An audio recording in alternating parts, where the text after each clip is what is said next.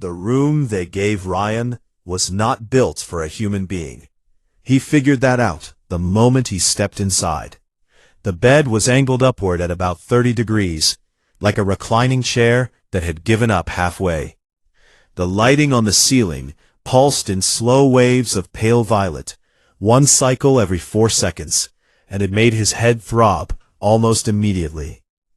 The air was cold, not freezing, but cold enough that his skin prickled and stayed that way. He sat on the edge of the angled bed and tried to make sense of the last hour of his life. 1 hour ago, he had been asleep in Austin. Now he was on an alien ship somewhere in space, wrapped in a silver sheet, expected to represent the entire human race. He had no training, no speeches prepared, no idea what was coming. The door opened. It did not slide. It did not swing. It folded inward like paper, one section tucking behind the next, until the frame was clear. A Valheran stepped through. This one was different from Dreth, shorter by a few inches, with sharper features and a posture that was stiff and precise. The 4 dark eyes moved over Ryan quickly, assessing him the way a person might look at a piece of equipment to check whether it was working. "I am Lieutenant Commander Shale," the translation panel near the door said, in a flat, neutral voice as the alien spoke. "I have been assigned as your handler for the duration of the review process." "Handler," Ryan repeated. "I will guide you through procedures, answer permitted questions, and ensure your physical needs are met within reason." "Within reason," Ryan said. "Does that include pants?" Shale looked at him. Her 4 eyes blinked one pair at a time, top 2 first, then bottom 2. She walked to a compartment on the wall, pressed it open, and removed a folded garment. She held it out. Ryan took it. Dark gray, close-fitting, made of a material that felt like something between silk and rubber. He turned it over in his hands. "Is there somewhere I can change?" he asked. Shale looked confused. "You are here." "Right." Ryan turned his back and pulled the uniform on. It fit poorly. The legs were too long. The torso was tight across his shoulders. The collar sat high on his neck and pressed against his throat. He tugged at it. "This was not designed for your body shape," Shale said. "It is the closest available option." "It is fine," Ryan said. It was not fine, but he was dressed, and that was enough. Shale briefed him as they walked through the ship. The corridors were wide and curved gently, lit by the same pulsing violet light. The walls were smooth and featureless except for occasional panels that glowed when someone passed. The floor was warm under his bare feet. He had no shoes. Shale had not offered any. "The Valheran Tide," she explained, was a diplomatic research vessel. It carried representatives and observers from 11 different species. It traveled between systems on routes that had been established for thousands of years. Its purpose was to transport individuals selected for the threshold review to the council station where the trials would be held. Ryan asked what the trials involved. Shale told him there were 3. They were designed to assess a species through its chosen representative. The first tested adaptability. The second tested empathy. The third tested resolve. She could not give him details beyond that. The trials needed to be faced without preparation. That was the point. "What happens if I fail?" Ryan asked. "Your planet will be quarantined," Shale said. "A barrier will be placed around your solar system. No species will be allowed to contact you. No trade, no communication, no assistance. Your kind will continue to develop alone." "For how long?" "The shortest quarantine on record lasted 800 years. Ryan stopped walking. He looked at her. She looked back, calm, steady, waiting. 800 years, he said. "That was the shortest," she repeated. He started walking again. He did not say anything for a while. The communal hall was a large open space near the center of the ship. The ceiling was high, and the lighting here was softer, more golden. Long tables curved in wide arcs across the room. Food stations lined the far wall, each one tailored to a different species. The smell was strange.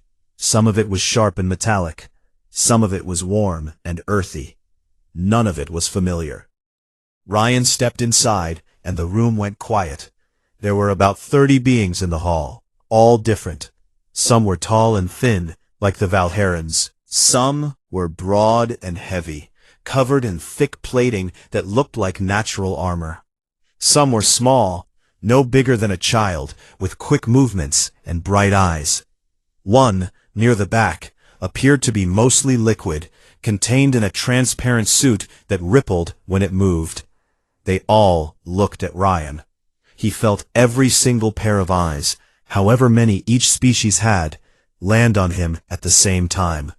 He lifted one hand in a small wave. "Hi," he said. Nobody waved back. He walked to the food stations and tried to find something he could eat without dying. One station had what looked like raw meat in a dark sauce. Another had cubes of something white and chalky. A third had a bowl of what might have been fruit, but each piece had tiny legs and was trying to crawl out. He settled on a dense brown block that smelled vaguely like bread and tasted like cardboard mixed with honey. It was not good, but it was food. Within a minute, a shadow fell over him. Ryan looked up. The being standing before him was enormous, 7 feet tall at least, broad across the chest, with dark green scales that covered every inch of visible skin. Its face was flat and wide, with a heavy jaw and 2 deep-set eyes that burned amber. It wore a uniform much finer than anything else in the room, decorated with symbols that looked like rank markings. "You are the human," it said. The translator on the wall picked it up. The voice that came through was deep and slow. "I am," Ryan said. "I am Ambassador Gorath of the Calvari Dominion." Ryan Cole, Austin, Texas. Gorath did not sit. He looked down at Ryan the way a person might look at an insect on a countertop. "I have reviewed the file on your species," Gorath said. "Short-lived, fragile. You cannot survive the vacuum of space. You cannot breathe underwater. You cannot regulate your own body temperature beyond a narrow range. You have no natural armor, no venom, no claws of significance." "We have thumbs," Ryan said. "Those are pretty useful." Gorath did not react to that. "You were collected while sleeping without coverings, unconscious, exposed, unaware." He leaned down slightly. "This is your species representative. This is what humanity sends to speak for them." Ryan looked at the enormous reptilian face inches from his own. He could smell something sharp and dry coming off Gorath's scales, like sun-baked stone. He could have gotten angry. He could have tried to puff up and throw back some insult. But Ryan was sitting at an alien table on an alien ship, eating alien bread in an ill-fitting uniform with no shoes, and he was too tired and too aware of how ridiculous all of this was to pretend to be something he was not.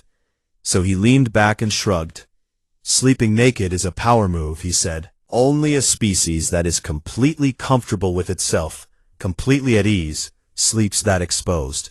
No armor, no defenses, just full trust in the universe." Gorath stared at him. "That is either confidence," Ryan continued, "or insanity. And honestly, with humans, it could be either one." Gorath said nothing. His amber eyes narrowed. Then he straightened up, turned, and walked away without another word. Ryan let out a slow breath. His hands were shaking under the table. But his face had stayed calm, and that was what mattered. A rapid clicking sound came from his left. He turned and found a small being sitting 2 seats down, watching him with enormous multifaceted eyes. It was about 3 feet tall, with a thin body covered in a smooth dark shell, and 4 arms that moved constantly, tapping and gesturing as it spoke.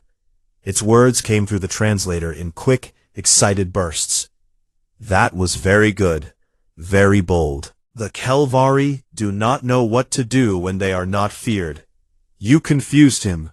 I liked it very much. Thanks, Ryan said. I am Ryan. I am Pilot Kess of the Chirin Swarm. You have only 2 eyes. How do you see? One thing at a time, mostly. Kess made a sound that might have been laughter. It was high and sharp, like tapping a glass with a fork. I like you, Ryan of 2 eyes. You are strange. Tell me about your food. Tell me about your home. Do humans have a favorite color? Ryan smiled for the first time since he had woken up on the slab. We do, he said. It is different for everyone.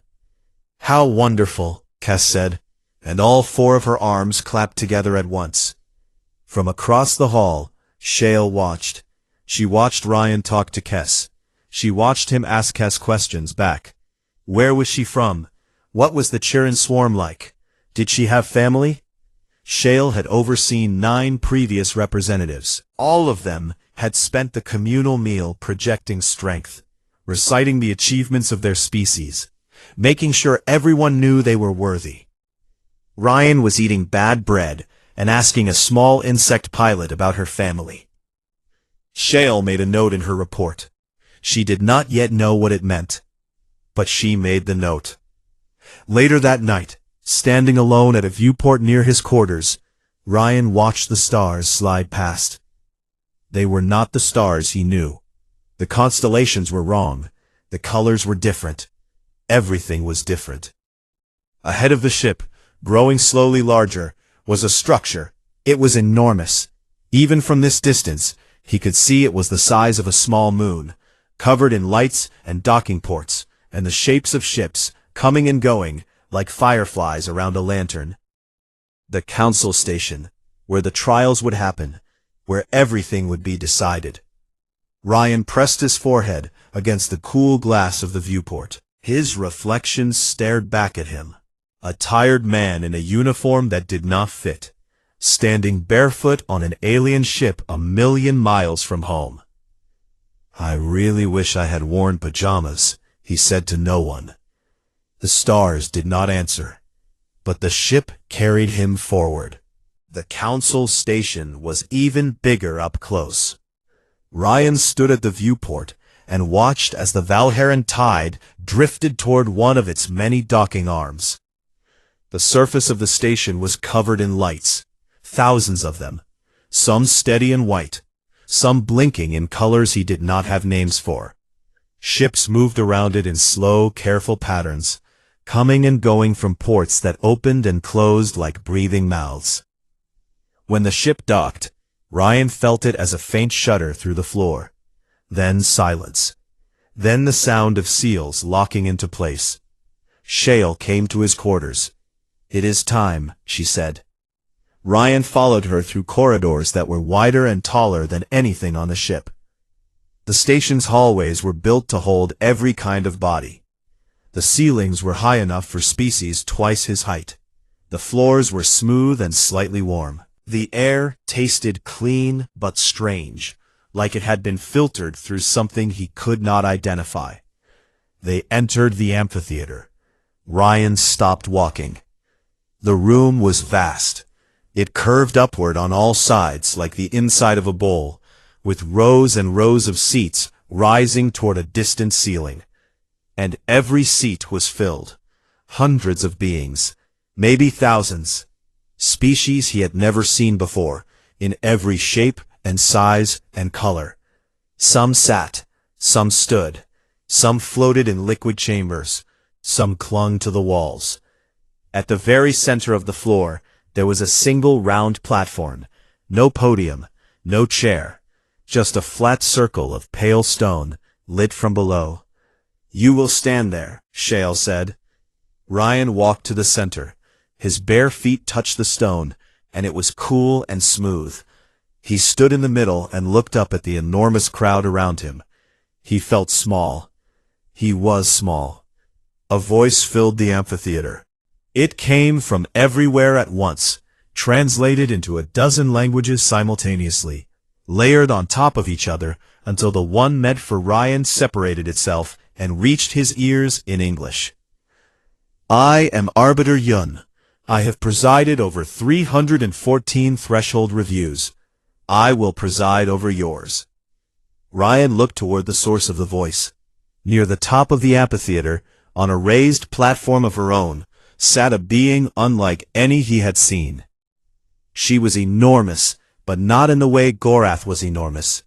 She was tall and still, with a body that looked like it was made of dark wood. Her limbs were long and branching. Her face, if it could be called a face, was a smooth oval of deep brown, with two pale green lights where eyes might be. She looked ancient. She looked like a tree that had decided to think. Ryan Cole of Earth, Arbiter Yun said, you will face 3 trials.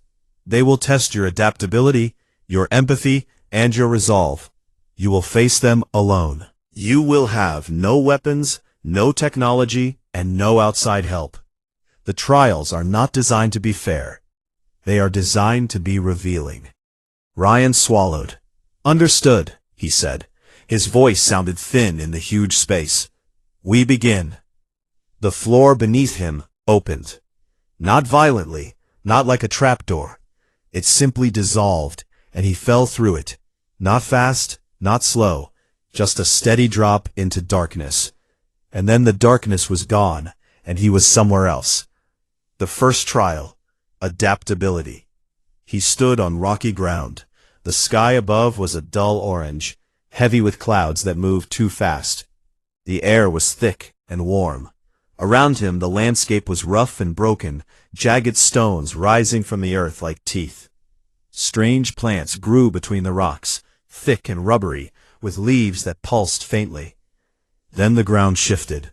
It started slow, a rumble beneath his feet. Then the rocks began to move, rising and falling like something alive was pushing them from below. The air changed.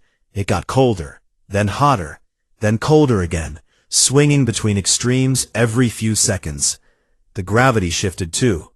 One moment he felt heavier, pressed down. The next he was lighter, almost floating. Creatures appeared. They came out of the rocks and the plants and the ground itself. Some were small and fast, darting between the stones. Some were large and slow, dragging thick bodies across the shifting terrain. One flew above him, a thing with wide flat wings and no head that he could see. The ground split open to his left. Hot gas shot upward in a column. Ryan threw himself to the right and hit the dirt hard. The temperature dropped again, and his breath came out in white clouds.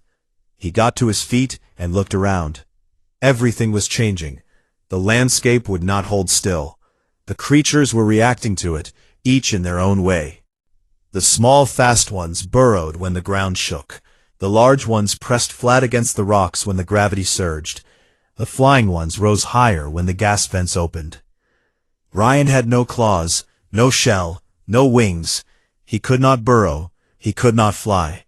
He could not survive extremes the way these creatures could. But he could watch. He watched the small creatures. When they burrowed, he found low ground and pressed himself into gaps between rocks. When the large ones went flat, he did the same, spreading himself against the stone and gripping tight when the gravity pulled at him. When the flyers rose, he looked up and moved away from whatever they were avoiding. He did not try to control the environment. He did not fight it. He read it. He followed the creatures who had been born to survive in it, and he copied what they did. Minutes passed, maybe hours. He lost track.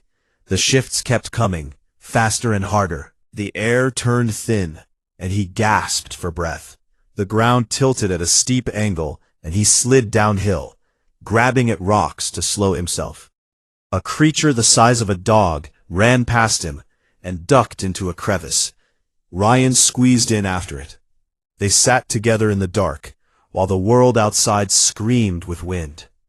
When it finally stopped, he was bruised, cut, and shaking. But he was alive. The landscape dissolved. He was back in the amphitheater, on his knees on the stone platform. Arbiter Yun's voice came from above. The candidate chose observation over domination. He cooperated with his environment rather than opposing it. This is noted. Ryan got to his feet.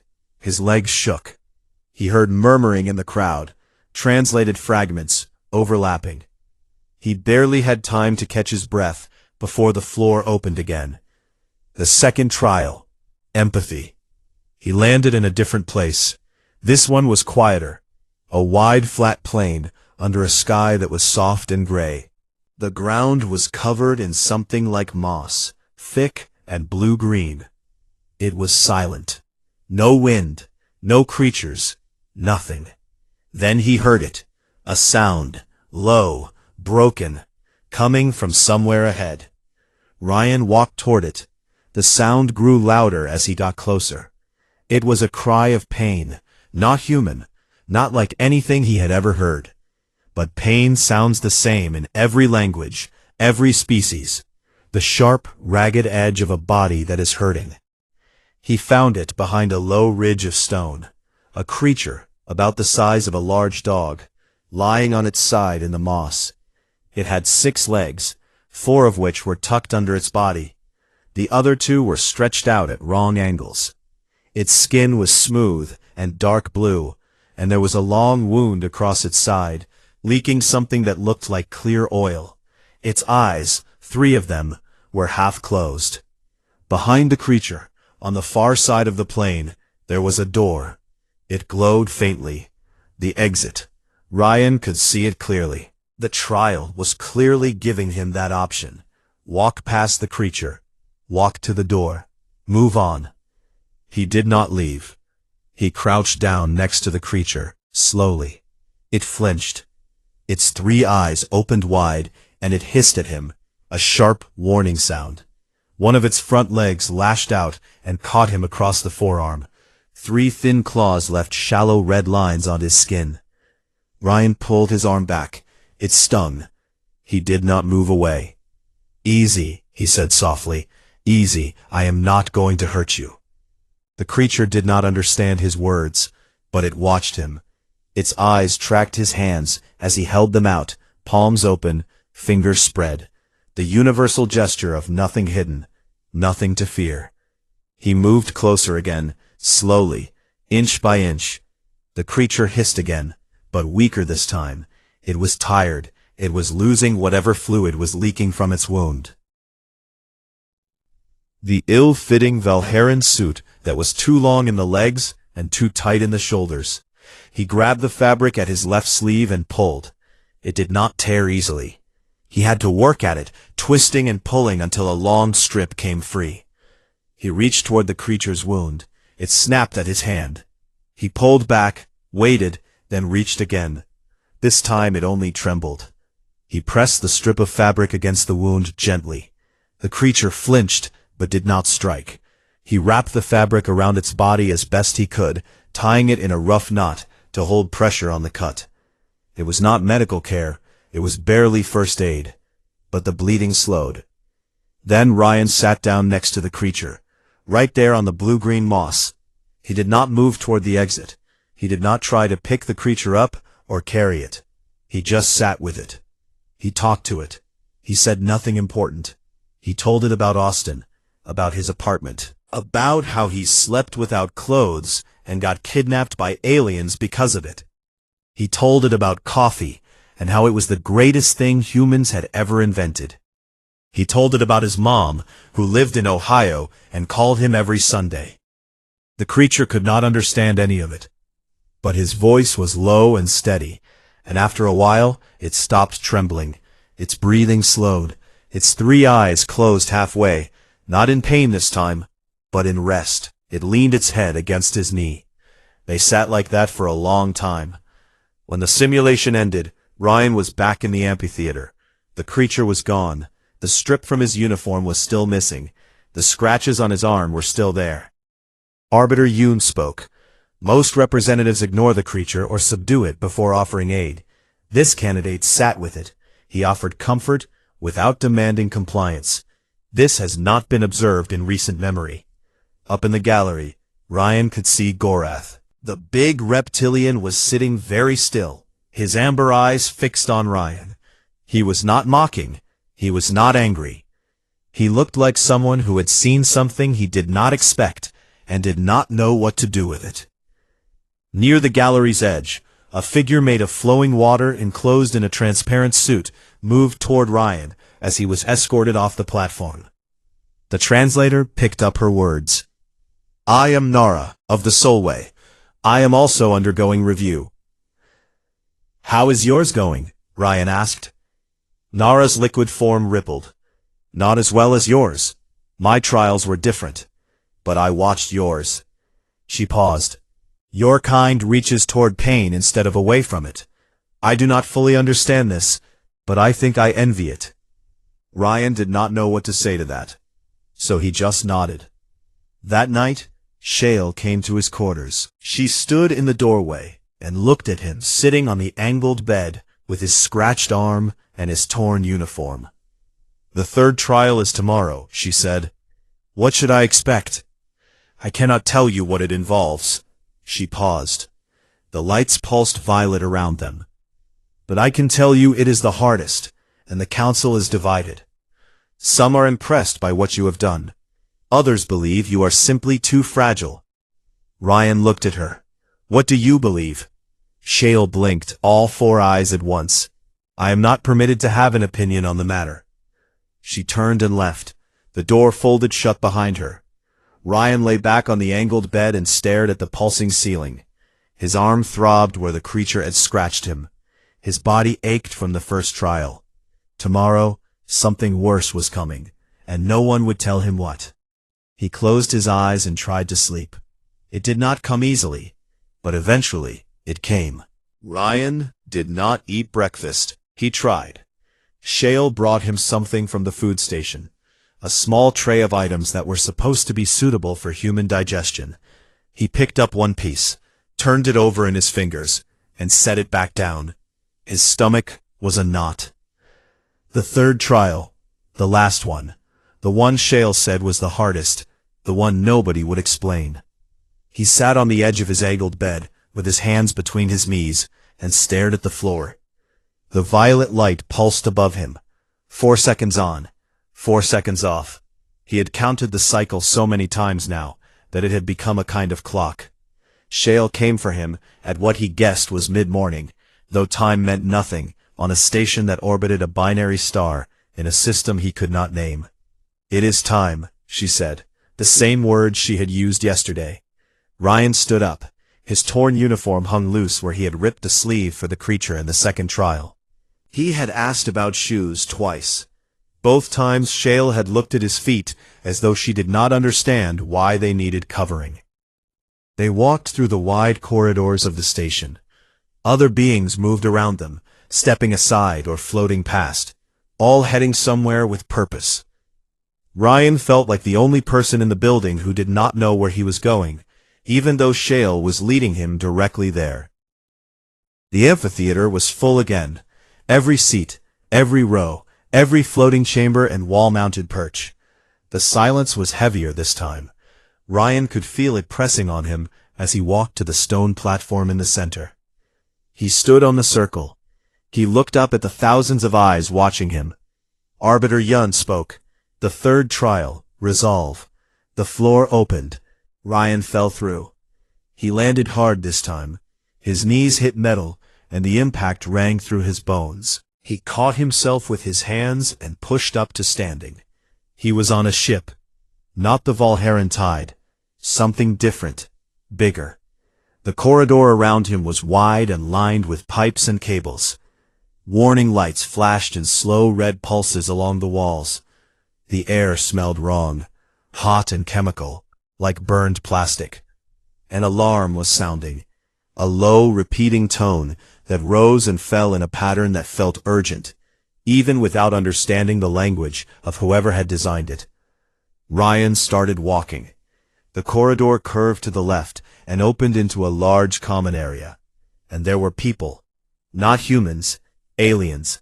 Dozens of them, different species, crammed together in a space that was too small for their numbers. Some sat on the floor. Some stood in groups, talking in quick, panicked voices that the translator in his ear could not keep up with. Some were injured. One, a tall being with silver skin, was holding a smaller one in its arms. The small one was not moving. A child, Ryan thought. or whatever counted as a child for that species, and the tall one holding it was a parent. His chest tightened. He kept moving, through the common area, past the frightened faces, into the deeper parts of the ship. He followed the alarms and the flashing lights. He followed the heat, which grew stronger the deeper he went. He was not an engineer. He did not know alien ships, but he knew that the source of the problem was always where things were hottest and loudest. He found the engine room. It was a large chamber at the center of the ship. The walls were lined with machinery he did not recognize. In the middle of the room, behind a heavy transparent shield, something glowed. It was the power core.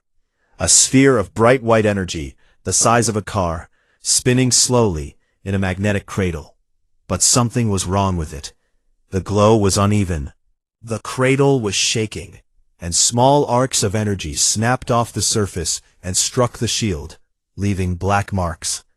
A console stood near the entrance. It was covered in symbols he could not read, but it also had a display that showed something he could understand.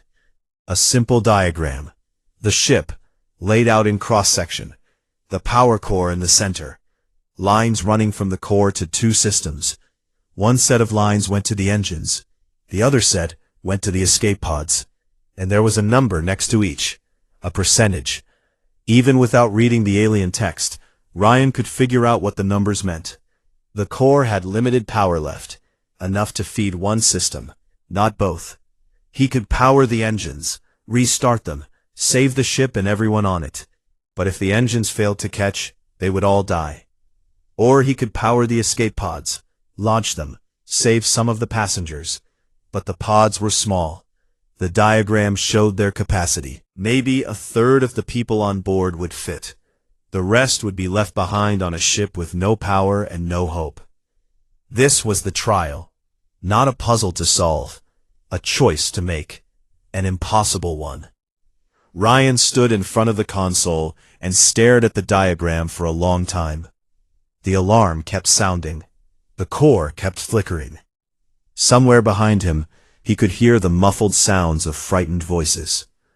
He thought about the parent holding the child who was not moving. He thought about the groups huddled together, pressing close for comfort. He thought about how every face he had passed looked exactly the same as a human face would look in the same situation. Scared, helpless, hoping someone would fix it. He was supposed to choose. The trial wanted him to choose. Engines or pods. Save everyone with risk, or save some for certain. Every other representative, Arbiter Yoon had said, had faced a binary choice. Every one of them had picked a side. Ryan did not want to pick a side. He turned away from the main console and started looking at the rest of the engine room. He walked along the walls, studying the machines. He could not read the labels. He did not know what most of the equipment did. But he was a software developer, and if there was one thing years of debugging had taught him, it was that systems always had connections you did not see at first.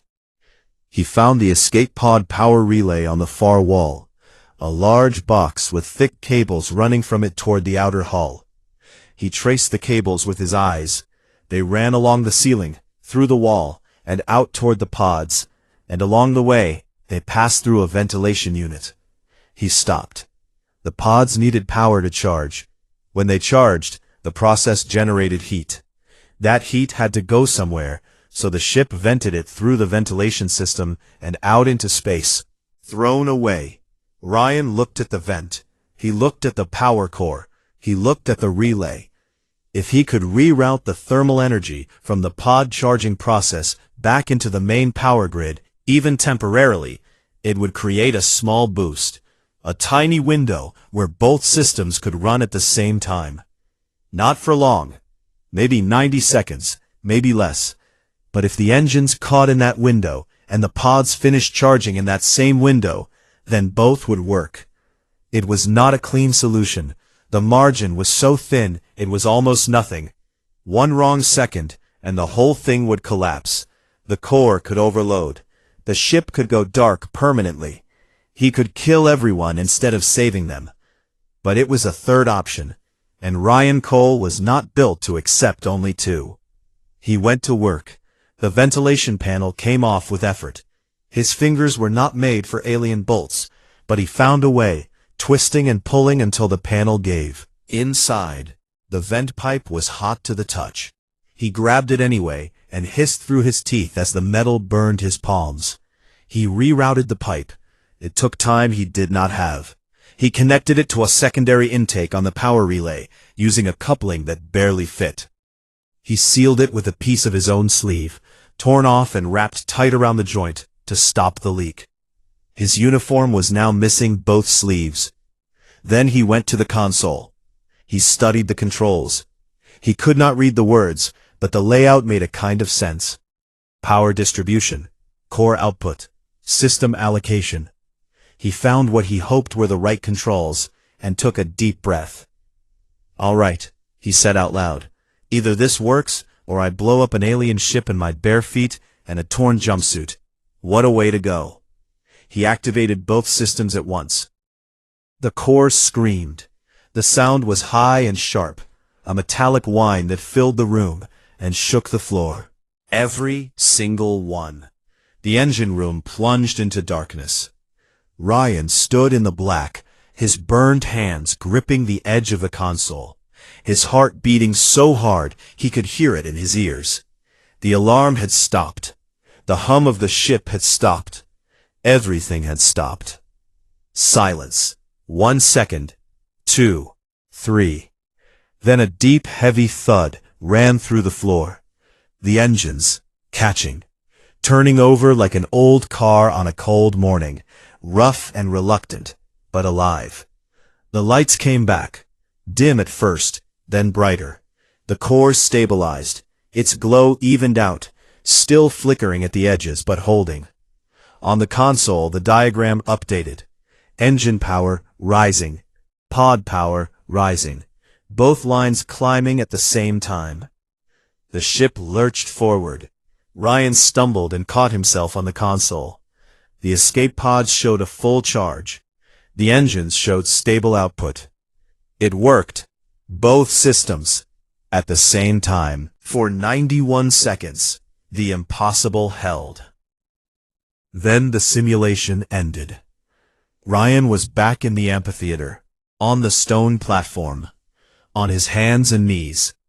His palms were still red from the burns. His uniform was torn to pieces.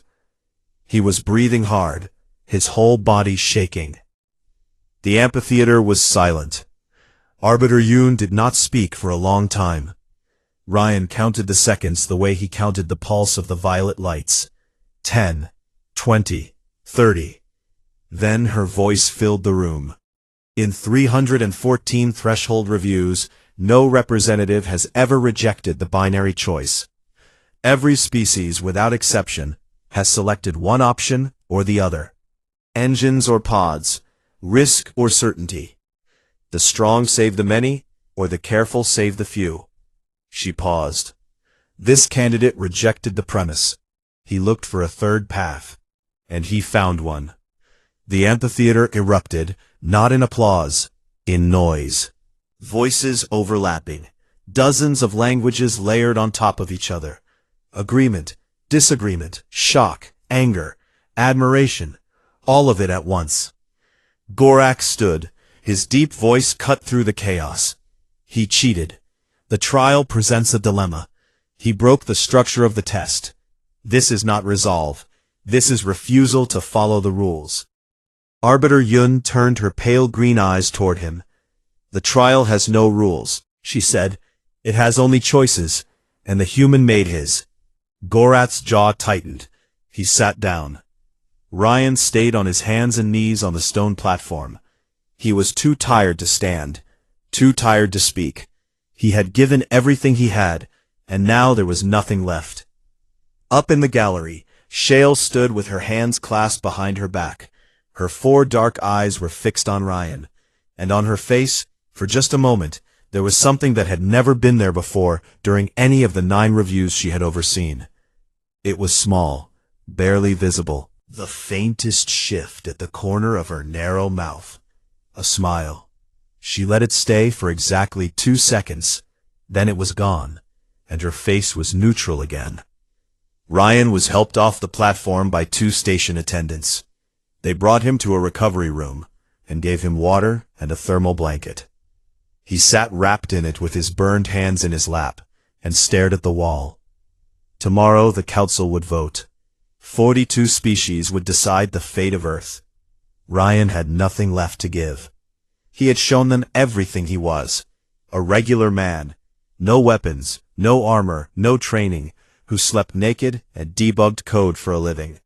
A man who watched animals to learn how to survive. Who sat with a wounded creature and talked about coffee. Who refused to choose between bad and worse, and ripped an alien engine room apart with his bare hands, looking for a way to save everyone. That was it. That was all of humanity he could show them. Ryan slept badly that night. The angled bed had never been comfortable. But now, with his burned hands and his bruised body and the weight of an entire planet sitting on his chest, sleep came only in short, broken pieces.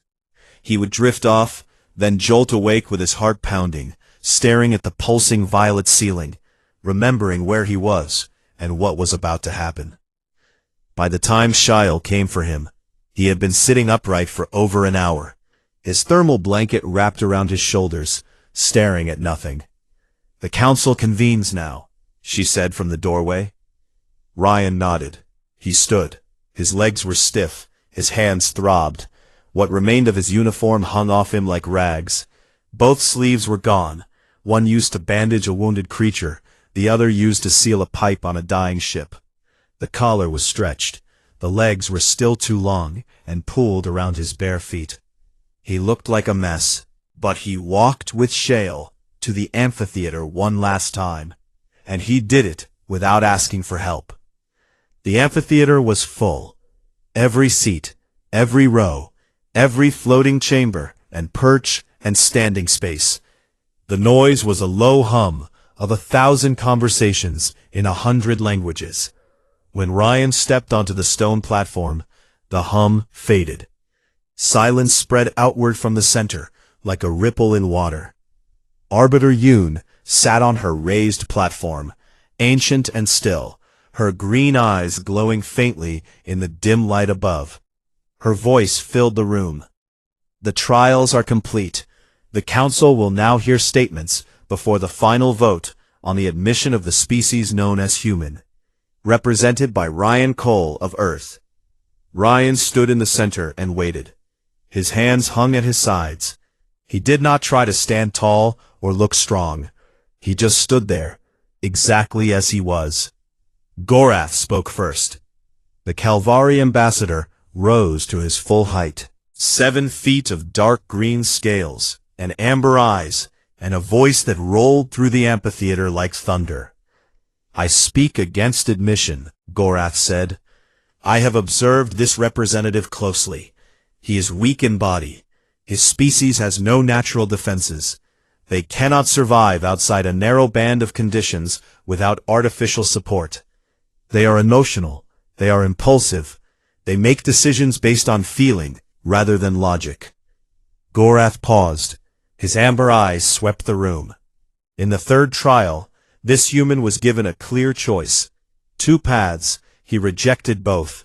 He tore apart the machinery of the test itself and forced an outcome that was never intended. Some call this clever. I call it reckless. He risked total failure. He risked the lives of every simulated being on that ship, because he could not accept what was in front of him. Gorath turned to look directly at Ryan.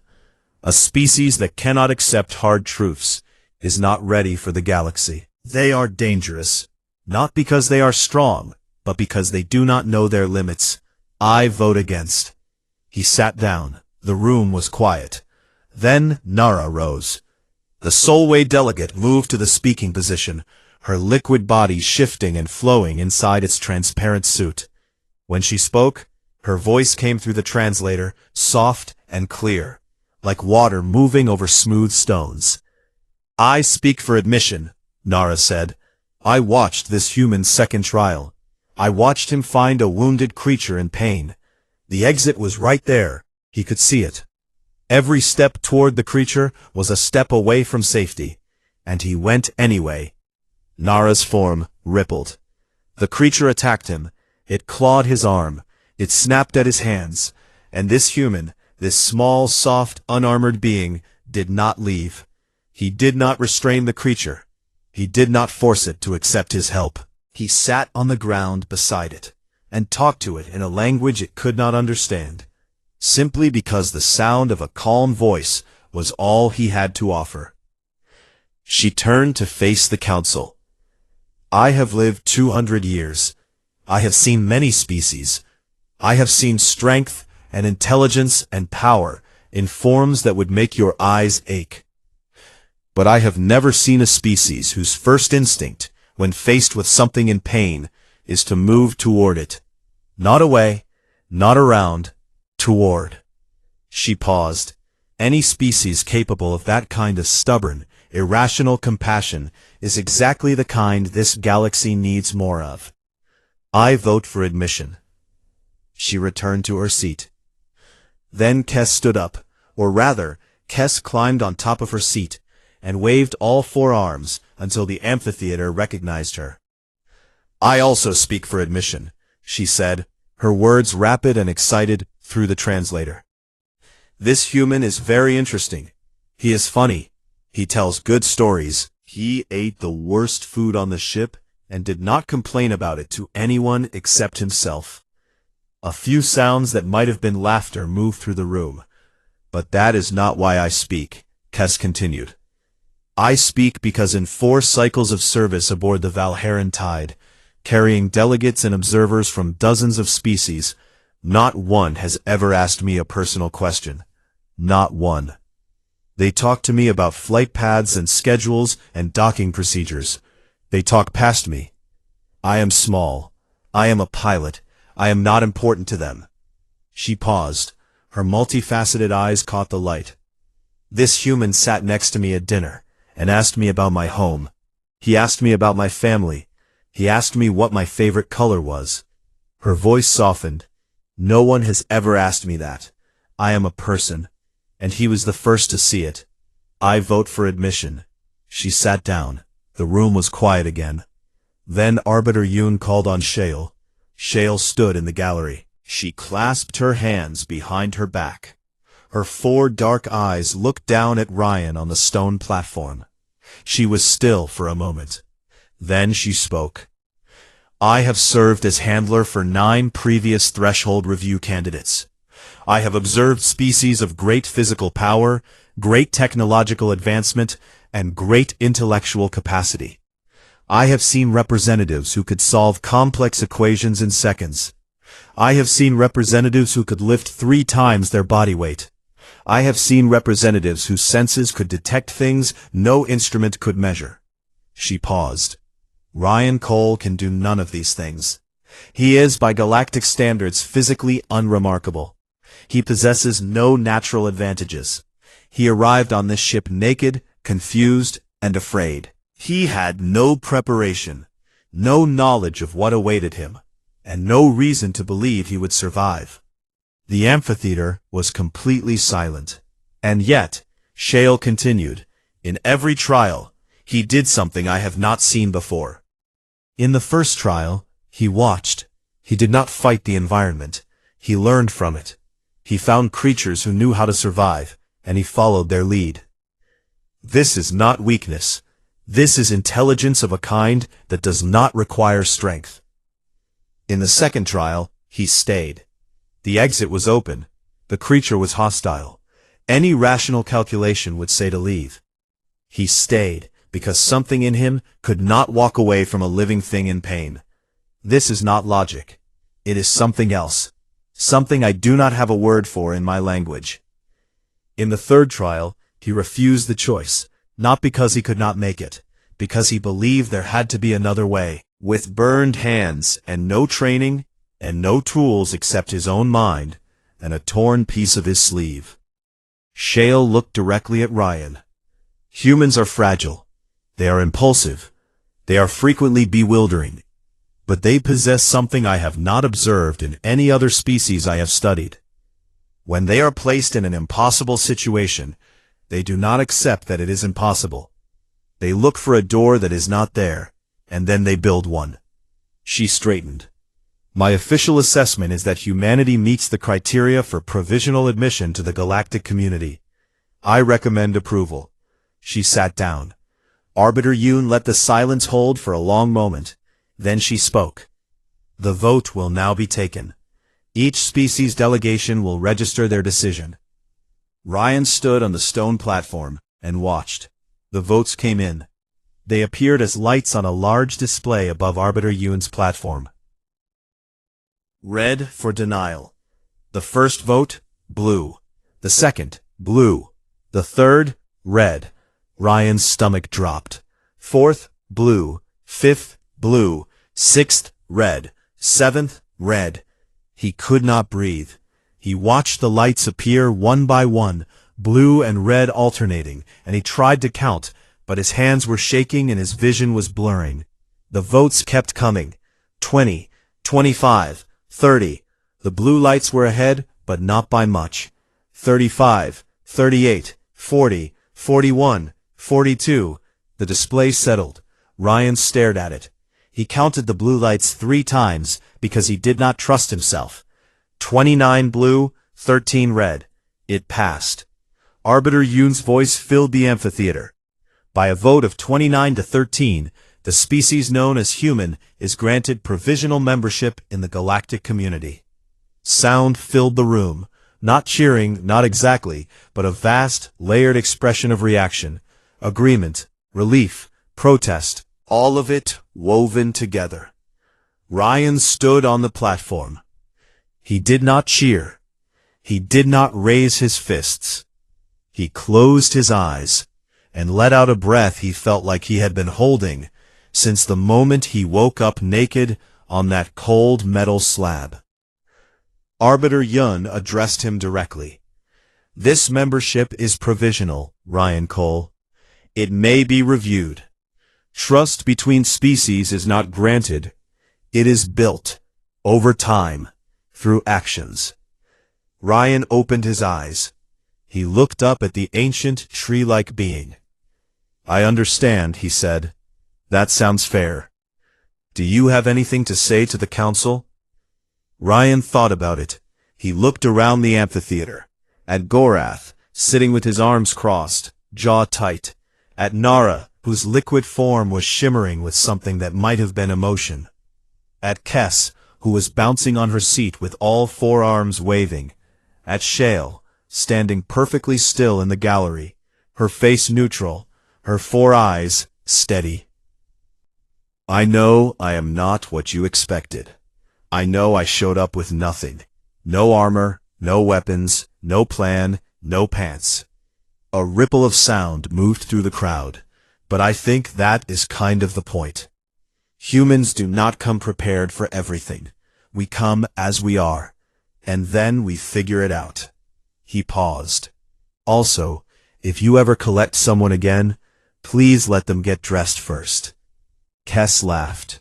It was the high, sharp sound like tapping a glass, and it echoed through the amphitheater. The return was quiet. The beam that had taken him brought him back. He felt the same gentle pull, the same dissolving of space around him, and then he was falling softly, slowly, downward. He landed on his bed, on his back, in the exact position he had been taken from. His apartment was dark. The window was still cracked open. The sound of distant traffic still hummed outside. His phone sat on the nightstand. He picked it up with fingers that still ached. 3:47 a.m. Thursday night. The same night. Almost no time had passed. Ryan sat on the edge of his bed. He was naked again. The uniform, the thermal wrap, all of it was gone.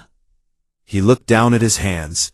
The burns were there, faint, but there.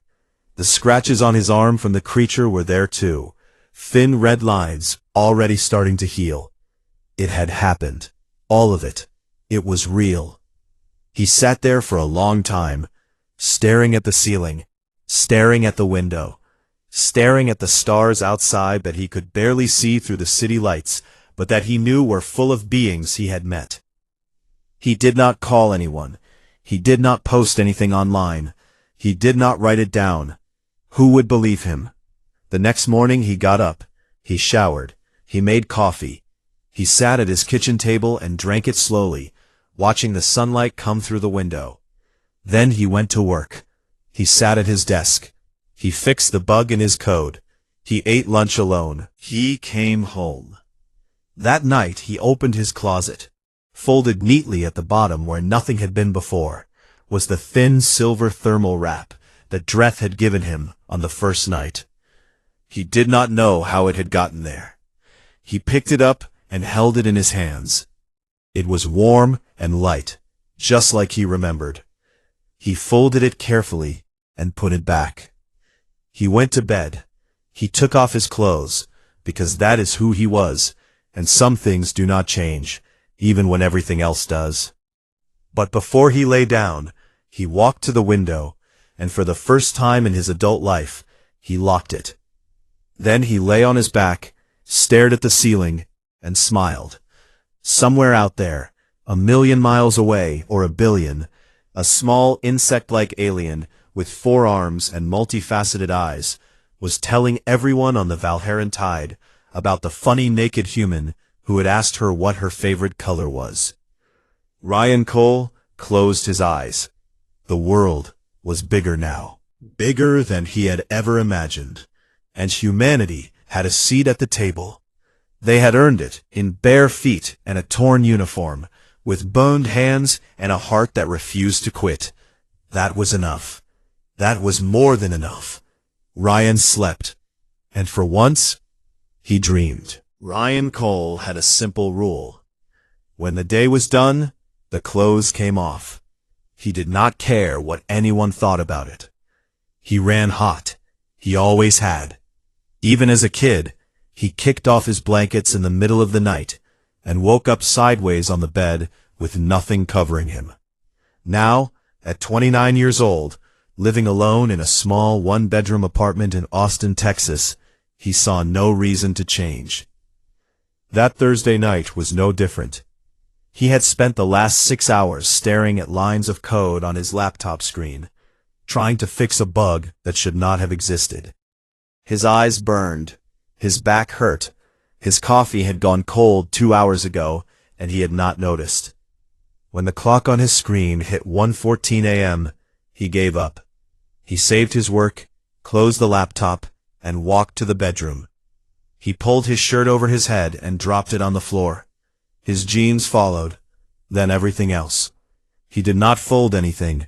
He just let it all fall where it fell, and climbed into bed. The sheets were warm. The apartment was quiet. The window was cracked open just enough to let in the sound of distant traffic and the faint smell of summer air. Ryan lay on his back, one arm behind his head, and was asleep within 3 minutes. He did not dream. He never did on nights when he was that tired. His body went still, and his breathing went slow, and the world stopped existing for him.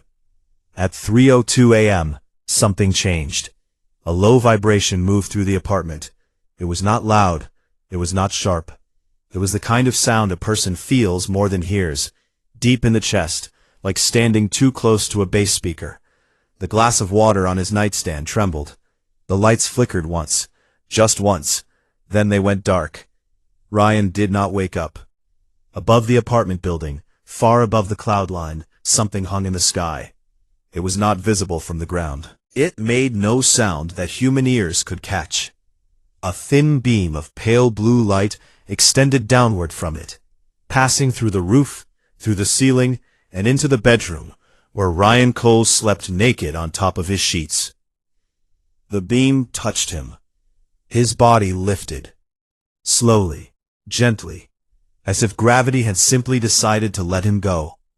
He rose off the mattress, still on his back, still asleep, still completely bare. He passed through the ceiling the way a hand passes through water, the material bending around him without breaking. Then through the roof, then into the open air. Then he was gone. He woke up cold. That was the first thing he noticed. Cold. Not the kind of cold you feel when you leave a window open. The kind of cold that comes from lying on something smooth and hard and not made for human skin. His back was pressed against a flat surface. It was metallic. It hummed faintly beneath him. Ryan opened his eyes. Not the white of a hospital. Not the white of a clean wall. This white glowed. It came from everywhere. The ceiling, the walls, the floor. The air itself seemed to carry light. And at the edges of the glow, there was a faint blue pulse, beating slowly, like a heartbeat.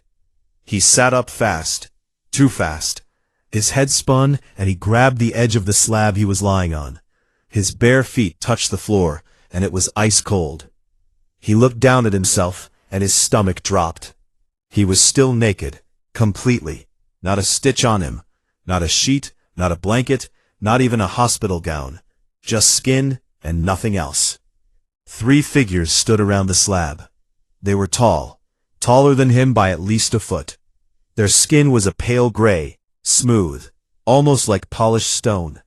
Their heads were slightly longer than a human head, narrow at the chin and wide at the top, and their eyes, 4 of them, arranged in a diamond shape on each face, dark, without any white, just deep black pools that watched him with a calm, unblinking attention. They wore suits that fit close to their bodies. The material shimmered when they moved, like oil on water, shifting between dark blue and green, and something that had no name in any language Ryan knew. Ryan did what any reasonable naked man surrounded by aliens would do. He panicked. He rolled off the slab, hit the floor hard on his hands and knees, and scrambled behind it. He pressed his back against the cold metal and pulled his knees up to his chest, trying to cover himself. His heart was hammering. His breath came in short, sharp bursts. His brain was screaming several things at once, none of them helpful. "Where am I?" he said. His voice cracked. It echoed off the walls and came back to him sounding small. "What is this? Who are you?" The 3 figures looked at each other. One of them, the tallest, turned to the wall and touched something. A panel lit up. A low hum filled the room, different from the one in the floor. It rose in pitch, then settled into a steady tone. Then the tall one spoke. The sound that came out of its mouth was not English. It was not any language Ryan had ever heard. It was layered, like 3 voices speaking at once, with clicks and tones woven between the words. But a second later, another voice came from the panel on the wall. This one spoke English. "You are aboard the Valheran Tide. You are safe. You have not been harmed. Please remain calm." Ryan stared at the panel, then at the alien, then back at the panel. "Remain calm," he said. "I am naked. I am on a spaceship. I am behind a table trying to cover myself with my own knees. What part of this is calm?" The tall alien looked at the other 2, then back at Ryan. It spoke again, and the panel translated. "I am Counselor Dreth. I understand. This is unexpected. You were collected." "Collected," Ryan repeated. "Yes, selected and transported. You are a representative of your species. You have been chosen for the Threshold Review." Ryan blinked. "The what?" Dreth explained. His tone was patient, almost gentle. "The Threshold Review," he said, "was a process used by the Galactic Council. When a species reached a certain point in its development, when it began to touch the edges of space travel and advanced technology, the Council sent observers. Those observers watched, they studied, and when the time was right, they selected one individual from the species to stand before the Council and be tested. The tests would determine whether humanity was ready to join the galactic community. If Ryan passed, Earth would be welcomed. Trade, travel, protection, knowledge, all of it. If he failed, Earth would be sealed off, quarantined, left alone to develop in isolation for centuries, maybe longer. Ryan sat on the cold floor, naked, behind a metal slab, and tried to process the idea that the fate of his entire planet had just been dropped in his lap. "Why me?" he asked. "The selection process is based on a complex set of criteria," Dreth said through the translator. "Genetic markers, psychological profile, behavioral patterns, proximity to the collection beam." "So it was random?" Dreth paused. "Partially." Ryan closed his eyes. He let his head fall back against the slab. The metal was cold on his skull. "Could you not have waited until I had pants on?" he asked. Dreth tilted his head. His 4 eyes blinked, 2 at a time. "I do not understand the significance of this." "Pants," Ryan said. "Clothing. Something to wear. Anything." Dreth looked at the other 2 aliens. One of them moved to a compartment in the wall, and pulled out a thin sheet of silvery fabric. It brought it to Ryan and held it out. Ryan took it. It was light, almost weightless, and warm to the touch. He wrapped it around his waist and knotted it at his hip. It covered him from the waist down, barely. It was not dignity, but it was something. He stood up slowly. His legs shook. The 3 aliens watched him with those dark, calm eyes. "So let me understand this," Ryan said. "You pulled me out of my bed in the middle of the night, brought me to a spaceship, told me I have to represent all of humanity, and the future of my entire planet depends on what I do next." "That is correct," Dreth said. Ryan looked down at his thin silver wrap. He looked at the glowing white room. He looked at the 3 alien beings who stood before him without expression. "All right," he said quietly, "but I want it noted somewhere, officially, that I did not volunteer for this." Dreth blinked again. Noted. And just like that, the most unprepared man in the history of the human race began his journey to decide the fate of Earth.